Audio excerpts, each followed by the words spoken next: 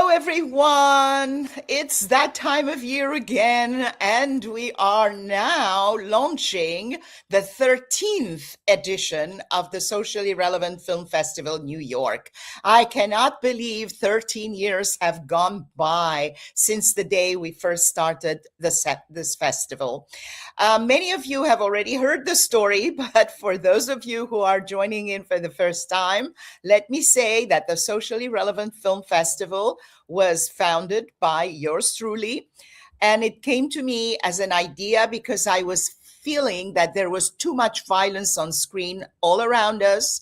When you look at film posters and you see all these guns and violence and chases and people running away, like, screaming and so on, too much violence and violent forms of story making, of storytelling and filmmaking, because you see like quick cuts, loud music, big explosions, and you come out of the cinema or a theater or wherever you're watching it with a headache instead of having learned something useful, something important, or becoming a better human being than when you went in.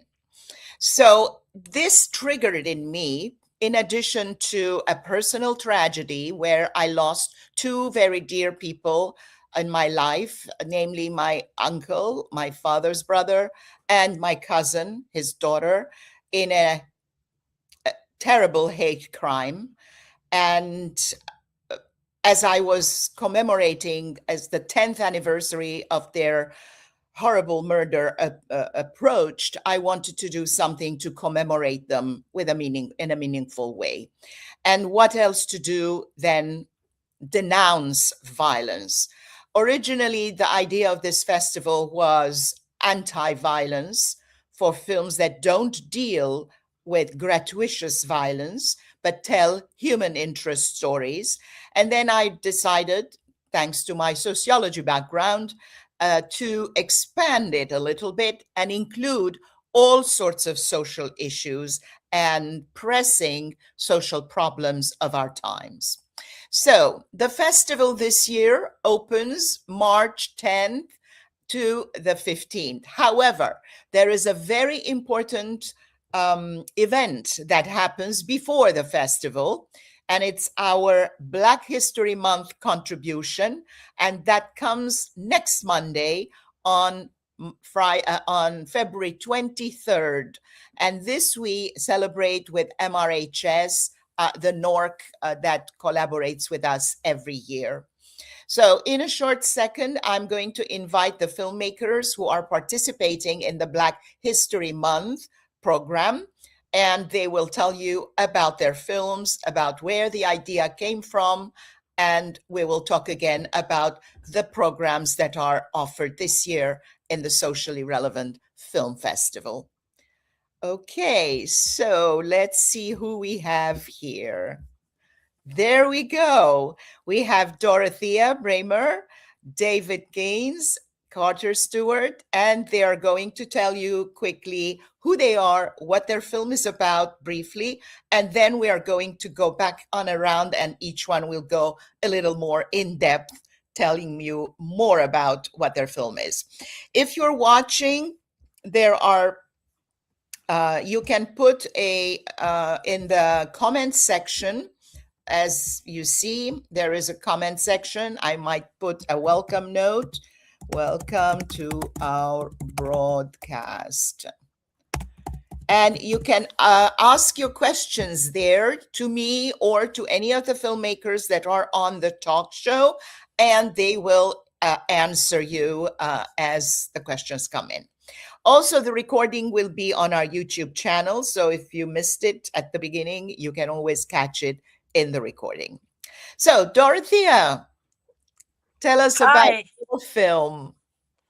Yeah, hi. So my name is Dorothea Braemer. I'm originally from Germany, but I live in Buffalo, New York, and I made a film about Connie Eve. The film is called Connie, The Powers and Possibilities of Community Engagement. Great. And David? Hello, my name is David Gaines. I'm a Philly-born and based filmmaker, poet, and performer. My film, Gabardine, is about a Black poet who is sort of haunted by these sonic hallucinations. They're hearing snapping. And so they go to a psychologist to address their condition. And Carter? Hi, everyone. I'm Carter Stewart. I'm calling in from Chicago. My film is called Lyrical. It's about a privileged law student who must choose between solidarity and separation with a group of adjudicated youth when they're all confronted by the police. And the youth are led by a spoken word poet. So I'd love to talk to you, David, about your poetry. Yes, I noticed that the two of you are also, there's a common line between the two of you, that it's based on poetry, which is something that I really like and cherish a lot. Okay, so here goes my first question to all of you. And then whoever wants to jump in, you don't have to necessarily go each time like in a row. And tell me how the idea of this film came to you and what triggered, because making movies is not easy. Let's all face it. Nobody wants to fund it. You don't know how to start. And it's like a lot of times you figure, why am I doing this even? Why am I torturing myself like this? But then there is something that's driving you so that you keep going. And in the end, we get the film that you have presented to us. So tell us, what was that trigger? Who wants to go first? I'm happy to go first. Okay. I was not raised to be a filmmaker. My parents basically said I could be a doctor, a lawyer, or a businessman.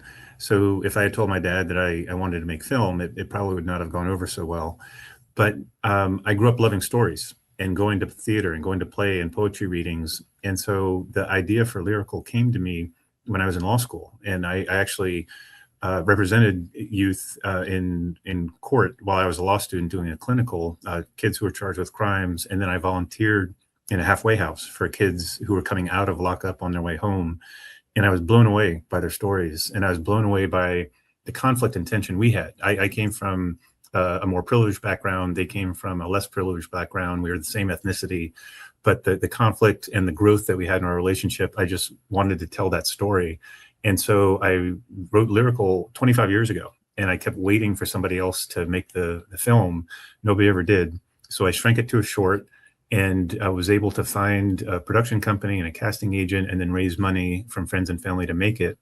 And the driving force for me was, it's kind of hard to describe, but I lost my dad in 2019, but it's a tribute to him, because there is a father figure in there. And I almost felt compelled to do it. It feels like the art is coming out, and I didn't have a choice. And so that gave me the energy and drive to finish it. That is wonderful. It's a beautiful story. And if a story needs to be told and is clamoring to be told, it might take 25 years, but in the end, it is going to be told. But also there's a wonderful lesson in what you are saying, in that, especially at the beginning, and this is a message for all the filmmakers out there who might be watching or might end up seeing this tape later on, is that don't wait for anyone, especially today with all the stuff that, people can film on iPhones. One of our filmmakers, who is also a video person, has filmed an entire documentary that was in our festival on her iPhone. And she said eventually that even though she had the Canon and could do it with the Canon and so on, she said it was the images that I had on the iPhone were a lot better. And it was much more immediate, especially with documentaries. But you can also do narratives nowadays. So there's no excuse. Just go and do it. And then when you have the product, it can also serve as a business card for the narrative feature. Why not make it? I saw the film and I felt, wow, it has somehow lived experience hiding in there somewhere. And now that you explain it, it shows that, yes, definitely it was a story that needed to be told, and so beautifully. And who else shares? I don't mind going next. Sure. So yeah, I can kind of piggyback off what Carter was saying, specifically about not having to arrive to filmmaking independently, not necessarily, I didn't come from filmmakers. I did come from artists. My mother is a dancer. My father is a preacher, which is, if you know anything about preaching, you know it's very theatrical. It's very theater based, as well as spiritual.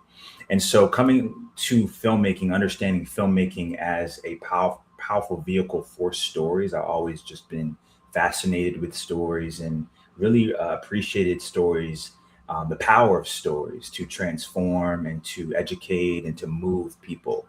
And so Gabardine really came from this place personally, where I was personally grappling with a lot of things and healing from a lot of different things. And I was in like the most depressed state of my life. I was going through like several like romantic and friend like breakups, and I was just in a really isolated sort of lonely space, and had to grapple with a lot of like deep wounds within myself. And so, working through therapy and reading a lot of books, I arrived at some concepts of, inner child healing, and internal family systems, and concepts like that. And that sort of compelled me to make this film. I really related to what Carter was saying about feeling almost like you're like you don't have a choice sometimes, and that's what also helps you overcome those challenges that Nora was speaking about. It's very hard to be a filmmaker, and at the same time, it's like if you're really doing this, it's almost like you can't stop. It really does feel compulsive at times. And so once I was going through that own process with myself in terms of my own healing journey, I started putting together this conceptualizing sort of this project, which my film Gabardine is a poetry concert film. And so it was a live show for 3 days in Philadelphia, and it was taped and recorded and interpolated into this short film that you'll be seeing next week. And so for me, it was an extension of my own healing process that I wanted to bring people in. So I like to call it a work in process, because literally the project itself is a healing journey, and that is the entire film. It is very, very interesting. Like you say, it's like the story is inside you and it's knocking on the door. Please let me out. Please let me out. And we cannot strangle it. We cannot suppress it, because if we do, we become miserable. And a miserable artist, there's nothing worse than a miserable artist.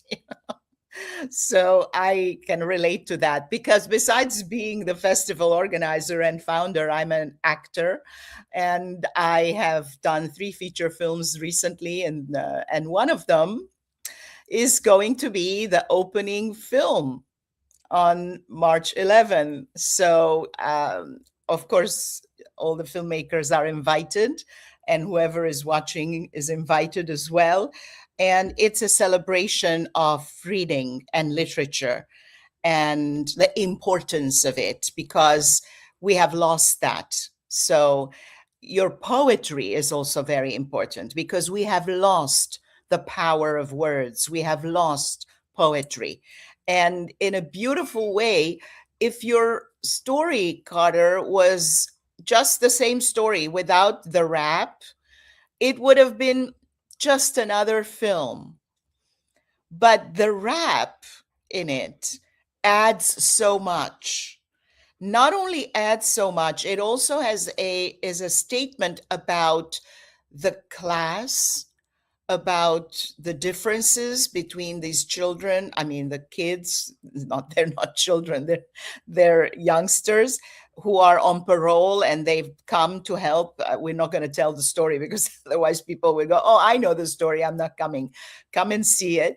And the differences, even though they're all the same ethnic group, and it's very pertinent that we should show it on Black History Month, because when we say Black history, we think Black is all one thing.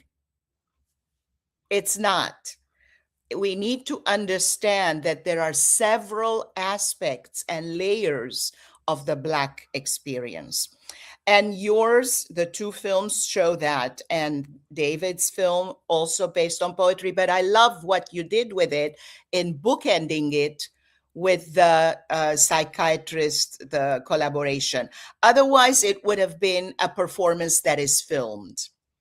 And now it's a film that has a performance element in it. Now we come to Dorothea and her take on what triggered the film, Connie. And do say the full title, which is lines. So my film is a documentary. I make mostly documentaries or also experimental films. And the film, Connie, The Powers and Possibilities of Community Engagement, it's a long title. But it came about that around March 2 years ago, I did call Connie, and we had worked on this film for like 3 years already. And I asked her I asked her, what do you think this film should be called? And I said, I want to call it Connie because you are a very, personable person.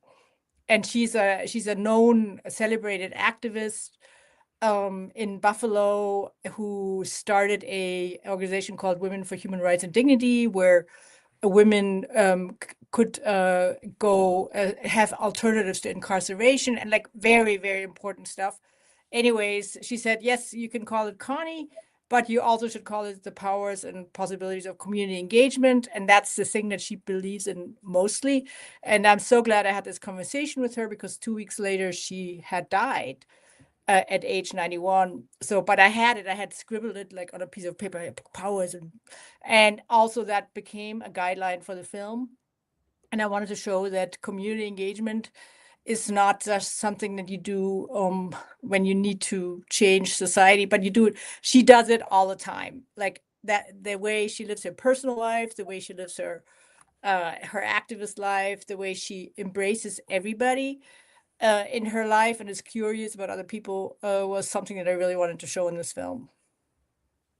Yeah, that is really beautiful. And I really enjoyed it because it has elements about specifically the focus on women. And a lot of times we forget women's roles in everything, in science, in cinema. We have a beautiful documentary film that comes to us from Australia, which is about women's role in cinema. So I'm taking up this opportunity to also tell people about the different projects and films we have in this selection. And it's very important to look at the whole selection of the festival as a whole. Some filmmakers, when we send them the rejection letter, this is another note to filmmakers out there who are watching. It's not a rejection note, so I hate that name, but it's more like, sorry, we can't select your film this time round because my festival or our festival is not about just, throw in every film in a jumble. I make sure that there is an editorial line to it. And everything has to fit together. So if a film is not selected, it doesn't necessarily reflect on the fact that it's a bad film. And then some people write back and say, but my film is so socially relevant. The topic I'm talking about is so pressing. Of course, nobody's saying it's not, but we cannot show every film that we receive that we like that is treating a pressing social issue. I wish we could. If it was a 1 month or 1 year long festival, then I would show everything. But there is a point where we have to make a selection, and it's very, very difficult. It gets very difficult because sometimes we go, oh my God, which one are we going to leave out? Not which one are we going to select, because a lot of them are beautiful films that treat very important social issues. So Connie was focusing on Black women and women's health and all these issues that a lot of times go unnoticed. So look at this. We have beautiful films about a psychological situation. We have a film about the class situation. It's happening in Harvard, and the integration, and the dad that wants the son to be going in a certain direction, and then the parolees and how they fit back into society and how society is looking at them. That's very, very important. Alternative ways of incarceration and women. Wow, these are fantastic issues that together come and tell us more about the Black experience. There is one other film which is great, and it adds to these quartet, but unfortunately we don't have the filmmaker with us, and I will make a pitch on that because it's a beautiful film, and it's called Sites of Memory. As U.S. history becomes controversial to teach in some states, residents of this community come to terms with our past and present in Sumner, Mississippi, and Montgomery, Alabama. So this would have been fantastic because it brings the historical and how to deal with this terrible chapter of Black history. So I am thrilled to have these 4 films in this beautiful program. And please, people, you have to show up on the 23rd, next Monday. Let me show the website here so that people can go and find out more and find out how you can, where it's happening. All the information is on the website, where MRHS is located, what time it starts. It starts at 6 p.m., by the way. And then there will be a Q&A with these wonderful people here in person and mingling and talking a little bit more about the issues that concern us all. So let me go to the next question. How did you come to MRHS? What brought you to us? We are so thrilled, but how did you find out? We always are interested in knowing to see how we can reach out more. I don't mind going first on this one. Yeah. I mean, my answer is very simple. I was doing, because this film is as experimental as it is, and because it's just the subject matter, as you were talking about, very pressing issues, and really wanted to explore the nuances of Blackness and Black representation and what it means to be a Black artist and make Black film and Black work. I knew that I wanted to take a more grassroots sort of approach, and not work with just any festival, like you said, but festivals that understand storytelling and cinema as a political vehicle and really powerful tool. And so I just did a lot of research. I was Googling, I used Film Freeway. Any filmmakers watching, I'm sure, are familiar. But really was researching festivals that were socially relevant. And I found you. So that's sort of my story. That's really great. And another message for any filmmakers out there who might be watching, I should do a video just for filmmakers, basically.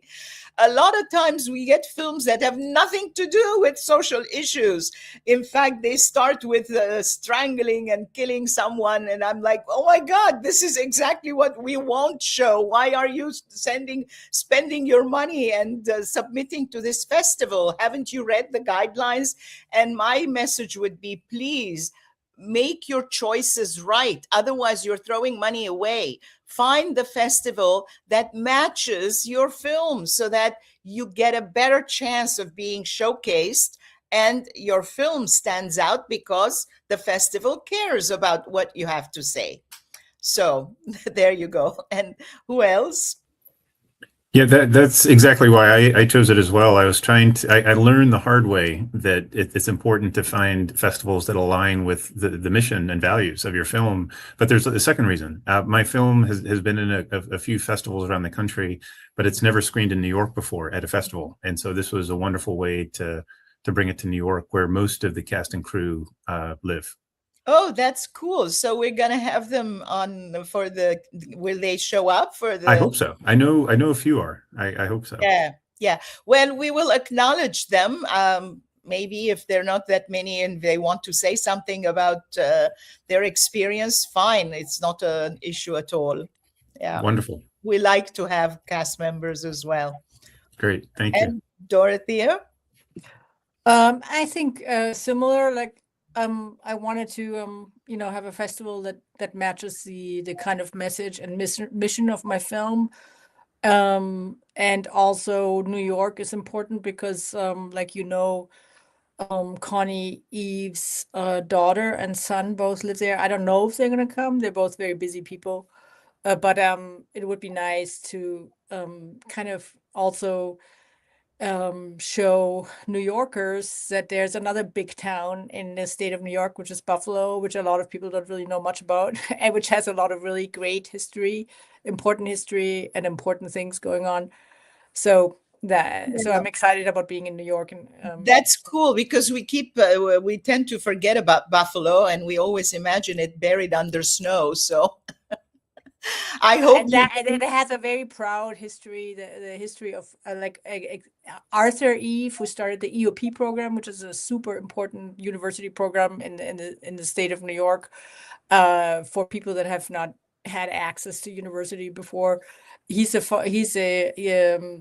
husband, and then Connie Eve, who was underrepresented because she's a woman and has done equally important and impressive things. That's cool. So just to say that regardless of where and when a film is screening, because we have a number of films that are only screening online, and we have a number of films that are screening, like these films are screening on Black History Month, which is before the actual festival week. But we want to make sure that it highlights the Black history experience, so it's important. And regardless of it's in the cinema, it's at MRHS, it's online, wherever, they all are considered for the competition. And as we speak, for Stewart's film, Carter's film, which is a narrative short, is it in the narrative shorts category? And for Dorothea and David, actually David's also is in the narrative shorts category, and Dorothea's is in the documentary shorts category. And as we speak, the jury is viewing these films, and soon they will have a verdict. So I'm not involved, so I don't even know what they are going to choose. And on March 15, which is our closing awards event at the Tenry Cultural Center, which is not very far from Cinema Village, where the festival finally takes us in the last weekend of the 13th, 14th, 15th of March. We hear the winners, and basically making a film and finishing it is already being a winner. So it's not like one is better than the other. It's just that it happens that this group of jury will end up choosing one film or another. So a word about our audience who might be watching. We have people who have gathered since we started the program. If you have questions, please feel free to put them in the comments section, and the filmmakers or myself, whoever, will gladly answer them. So the next question is more like a open question. You might not want to discuss it. Some people say, no, I don't want to talk about it until I got my final funding and we're starting to shoot the next day or something, or we're already in production or something. If that's the case, don't feel bad. You can tell us what you had for breakfast, or you can tell us your favorite shopping center or whatever. You can tell us whatever you like. The question is, what is your next project? What are the kinds of themes that really excite you, and what are you going to launch next?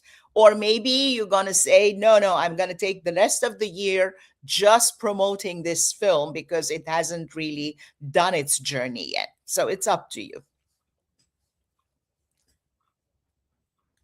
I don't mind answering that question.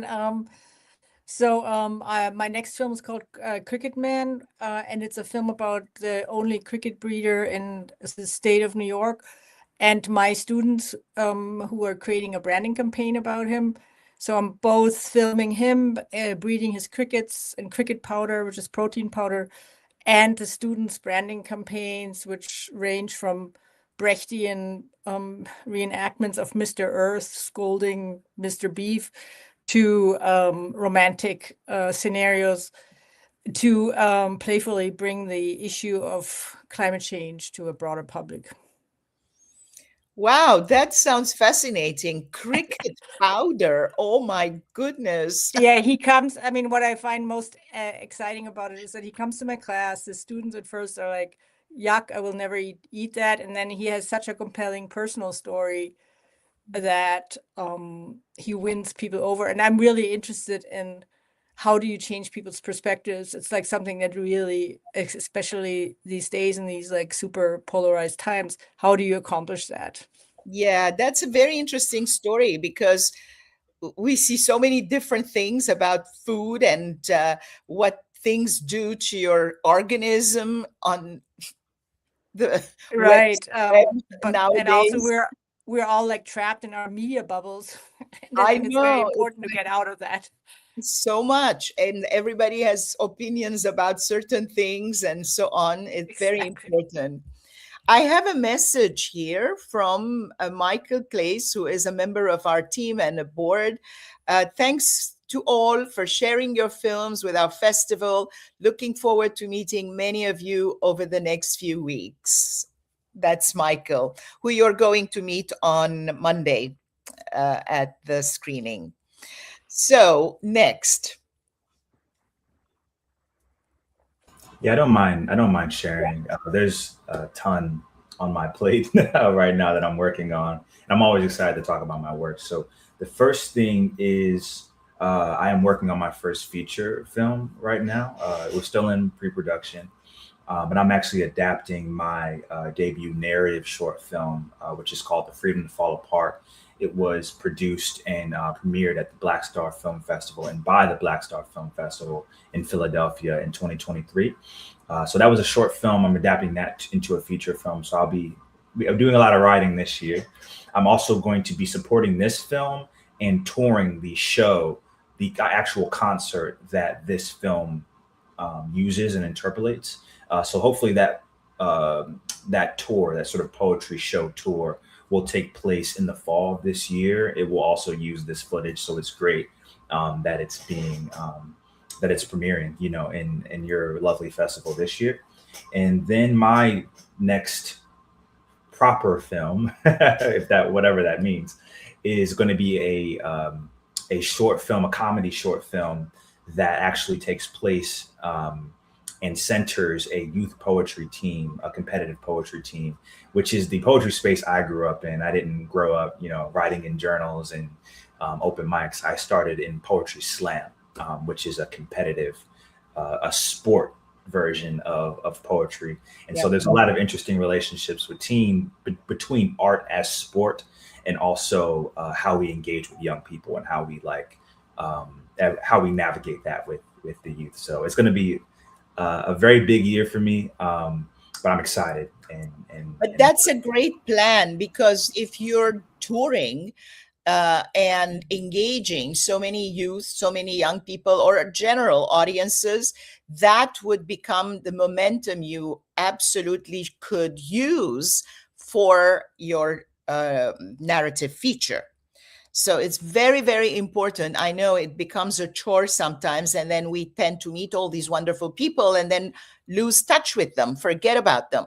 It's very important that immediately, not that evening maybe, because you'd probably be exhausted, but the first thing you do after that, when you come to your senses, is to write down all the contacts, who is who, where you met them, because it happens to me all the time. I come back from festivals and things with a bunch of cards, and I'm like, oh my God, who was this person? I can't remember. And people don't put their photos on business cards. Mine has my photo because basically I'm an actor, so I can put that. But I wish everybody's business card had a little thumbnail photo, because then it reminds you, oh yes, I met this person at da da da da da da, and immediately. And then a card with an information that you cannot use what is the use of it? So it goes in the trash. So unfortunately, it's wasted time and effort.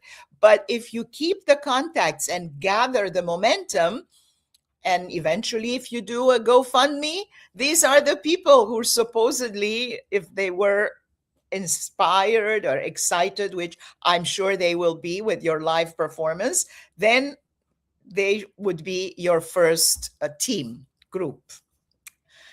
And Carter? Yeah, this is actually the last U.S. screening for Lyrical, so it's a wonderful note to end the festival run on. And I am starting to submit my next short film called Oracle of Delphi, Ohio, to film festivals around the country. And Oracle of Delphi, Ohio is about a young guy in rural Ohio who has the psychic ability to see the truth in every situation. And it's about how he's treated by society. And I thought of it because of the role that the truth is playing right now in society. Everybody wants it, but nobody knows what it is. And I just wondered, what if somebody could actually tell the truth in every situation? How would that be received? And so it's a short about how he's being treated by other people around him. And hopefully you'll be able to see it soon. It sounds so timely because people who are speaking the truth nowadays are going to prison or are being arrested or are being chastised for speaking up. And then the ones who are scared are shutting up. And it's like bad times. So we need to stand up for the truth. So, and then one final round, whoever wants to say whatever, or maybe send a message or say, hi, Mom, or anything. It's your time, your live performance, and your mic. So take it away. I just want to say, Carter and David, I look forward. You're both going to be there on Monday, right? I'm not going to be there, unfortunately. Oh, okay. I'm going to be there, so I look forward to meet you. I'll be there as well. I look forward to meeting you, yes. And I look forward to the screening. I look forward to see your work. It sounds very intriguing and amazing, and that alone will be worthwhile for the trip for me to come out there. So absolutely. Yeah, I mean, I feel the same way. Looking forward to meet you, Dorothea, and hope we can connect some other time, Carter, but still very much looking forward to Lyrical and experiencing your work. Hi, Mom. And also really excited just to create space for nuanced Black stories, especially during Black History Month. Yeah, just really excited and can't wait. Come check us out. Yeah. And see, this is another thing that is one of the highlights of our festival. We make every effort to create situations or events where filmmakers can connect with each other. We have a couple of happy hours scattered in the middle of the festival on the Friday. It starts on Thursday. Well, first of all, on the 10th, when we have our second bunch of series at MRHS, there is a little wine reception afterwards, and that's a filmmakers evening, so everybody can connect before the big opening the next day. On March 11th, we have our our opening night and red carpet at the Lenfest Center for the Arts, which is Columbia University's new structure, relatively new, I should say, because it's already been, I don't know, 6-7 years that it's there, maybe more. And beautiful state-of-the-art theater where we are going to introduce also all the filmmakers. That's our tradition. We invite them to the podium, we take a group photo, and we love the filmmakers because this is a filmmakers film festival. And then on the 12th, we go to Dear Mama, which is right next door to the Lenfest Center, but unfortunately they close early, so we cannot go after opening night on opening night evening. But the next day we go there and we will have another networking filmmakers event and a performance. We have a performance in store for you, a short singing performance. And the 13th, 14th, 15th, we are at Cinema Village downtown. And on the 13th, we have a beautiful space, a Mexican cafe restaurant, we are invited there for our annual happy hour. And that goes very well. And everybody gets to know each other, talk to each other. Saturday, same thing happens at a nearby Italian restaurant. And on Sunday, our closing event is also another opportunity for everybody to take pictures. But we like the first picture on opening night with all the filmmakers because everybody is happy. On the closing night, some haven't won, so they're less happy. So, but as I said earlier, making a film and finishing it is already being a winner. So a lot of things are happening at the festival. Let me pass the thing again, just for viewers to see where they can get all this information that I quickly rattled off. So they can. And Nora, can I give a shout out too? I didn't shout out yet. Yeah, well, you'll have a chance. You will. I'm coming to you. Oh, okay, sorry. Go ahead. Yeah. So. So there you go. So we have a handful, I mean, we have a basket full of goodies for you. Come and grab them. So, Carter, yes. Yes, thank you. Well, you captured, first, I say to my fellow filmmakers, so look forward to seeing your work. And the benefit of these film festivals for me has been the community that you mentioned, Nora, just the ability to come together with people in the work, in the field, doing the hard stuff to get it done. And that's where I find the resilience to keep going, because it is, as you had said, it's very hard to make film. And I want to give a shout out to Meerkat Media, who is the production company, and to all the cast and crew, just to say thank you, and as well to all the donors who contributed dollars to allow Lyrical to be happy, to be made. But we are happy about that. Thank you. Yeah, this is very important. I'm glad you brought up the donors, and I will segue from that to our donors, because if it's difficult to make one film, imagine how difficult it is as a film festival to screen 44 films in these conditions, in these circumstances, in a place like New York, where real estate is so expensive, and getting a cinema and putting all this together on a shoestring budget and with volunteers. And I salute all the volunteers, all the team. We have a fantastic festival team. We have amazing people who are helping, who believed in our mission, vision, whatever, from the beginning. Otherwise, we wouldn't survive 13 years and show 800 films throughout our existence. So a big shout out to all these wonderful people, and come and take part, because without an audience, we are nothing, you know? Okay, we put all this together. We have 800 films in our roster. We survived 13 years, but if we did, a lot of it is also thanks to the audience who turned out, came, and appreciated these films. So there we go. And any last words? We have a couple of minutes left, and if anybody wants to add something, please. I also want to go ahead, Carl. Nora, I just want to say thank you for creating this opportunity. I know this is a lot of work to put this together. So the filmmakers are so lucky to have folks like you who care. So I just want to say thank you for doing this. Thank you. Thank you. It Absolutely. gets me going. It gets me want to wake up in the morning and come in front of my computer with everything else that's going in the world. It's yeah. Absolutely, yeah. Also, thank you, Nora, and I wanted to take Carter's lead, and also thank you to the cast, which includes myself and a good friend of mine, Jaylene Clark Owens, and also the team, the crew, the film crew, but also the theater crew. And my entire, it was a huge collaboration to create both a play and a film at the same time. And it would not have been possible without them or the organizations that also supported us, such as the Painted Bride Art Center, Scribe Video Center, and the Philadelphia Cultural Treasures Fund. Just deeply, deeply grateful. Right now, it is incredibly difficult to make film. And so every bit of support and every bit of investment really just means the world. So didn't want to leave here without shouting out the team and thanking you as well. Totally.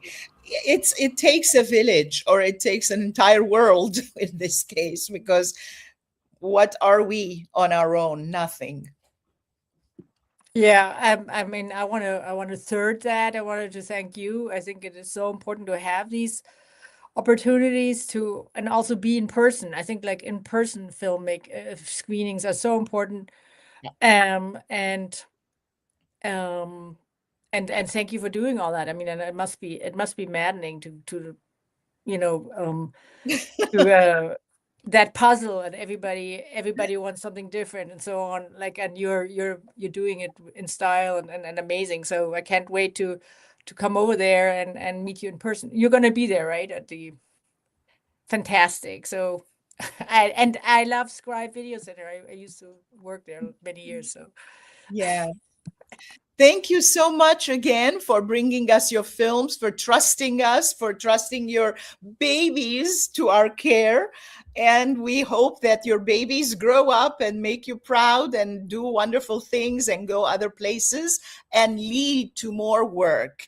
And you can always rely on the Socially Relevant Film Festival. We are really good with our alumni.